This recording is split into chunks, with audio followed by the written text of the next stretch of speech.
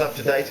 This is an earthquake that struck off the coast of Japan, 8.8 in magnitude, struck off the northeast coast of the island of Honshu, which is one of the large islands in the center of Japan, Japan being a string of islands. The quake has prompted tsunami warnings.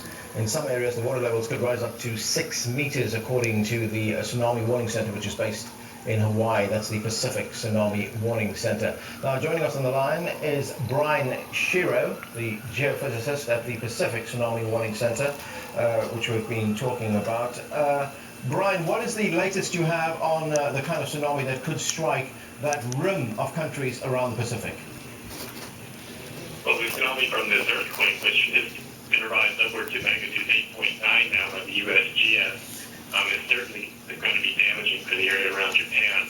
The tsunami warning is in effect for Japan and Russia, as well as the Mariana Islands, including Guam and Lake in Taiwan. The watch is spread out more along the other Western Pacific and Central Pacific nations. But we've already seen a sizable tsunami on the gauges that are reporting from the region. We measured one at 3 before the gauge stopped transmitting, which might mean the gauge was taken out by the tsunami. That happens sometimes. Our deep ocean sensor of the dark buoy detected a 1 meter tsunami, which is very high for such a reading away from the coastline. So this is a sizable tsunami. We're monitoring very closely, and the models show that the tsunami certainly will get out into the wider Pacific Ocean, and it remains to be seen how the amplitude will decay as it spreads. But as you say, the magnitude of the earthquake has now been raised even further to 8.9. That's right, according to the USGS. Okay, give us an idea, tsunami, the size of the kind of tsunami that an earthquake of this magnitude could generate.